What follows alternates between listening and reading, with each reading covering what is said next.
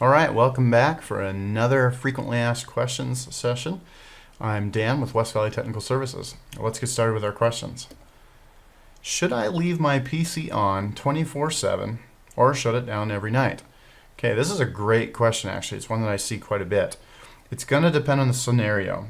The general rule of thumb that I use with computers is if you can, if it makes sense, it's better to just leave them running 24/7. So like my computer at my office, the one I'm using to record these videos and stuff, we just leave them running 24/7. This is actually a laptop too, so it doesn't really matter whether it's a laptop or a desktop. Generally speaking, we've found that they last longer if you leave them running 24/7. And the reason is when you turn a computer on and off all the time, you got to remember the physics involved. When you turn it on, it's going to get warm. It's going to get hot as it's being used. And then when you turn it off, it cools back down. You turn it back on and it gets hot again, and hot and cold, hot and cold, hot and cold. If you remember from your physics class from high school, when something gets hot, it expands, and then when it gets cold, it contracts. And so that expansion and contraction over time, even at the microscopic level in a computer with all like little teeny components, it's going to cause cracks and whatnot, and we get what's called cold solder joints, and that's what makes components fail over time. But if you can keep it the same temperature all the time, that doesn't happen. So that's why that's the advantage to leaving it on 24/7. Now, obviously, that's going to mean you're going to use a little more electricity, but it's barely measurable. You can barely tell the extra power that you're being used. What we generally recommend is just to turn the screen off, because the backlight on the screens are one of the things that use the most power, and there's no reason to leave that on anyway. So that's our general rule of thumb.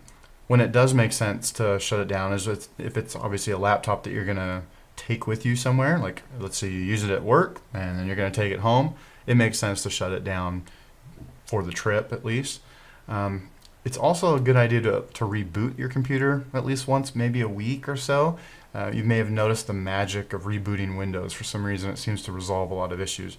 It really is a good idea to at least let your computer reboot once a week, whether it's doing Windows updates, or maybe you just do it on Friday when you leave work for the week and just do a quick restart before you go. Up to you. But yeah, that's our general rule of thumb. If you can do 24/7, that's the way to go.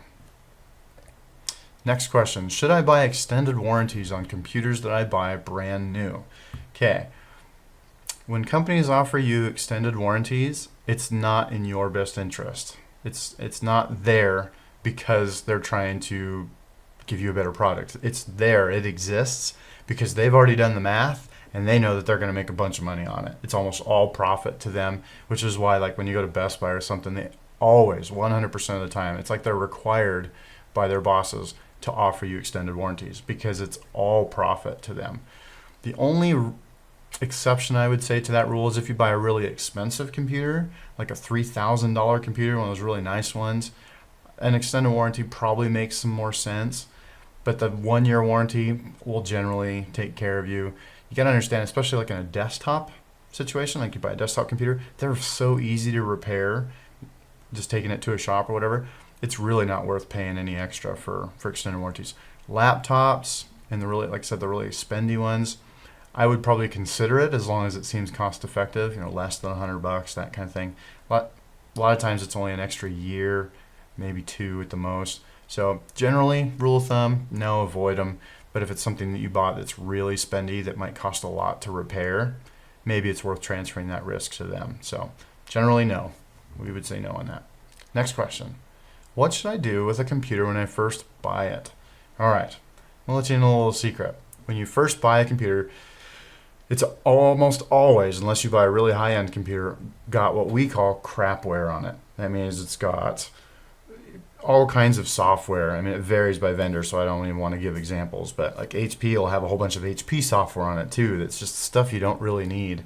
But then they'll have antivirus on there. They'll have Office. Usually it's just like 30-day or 90-day trial.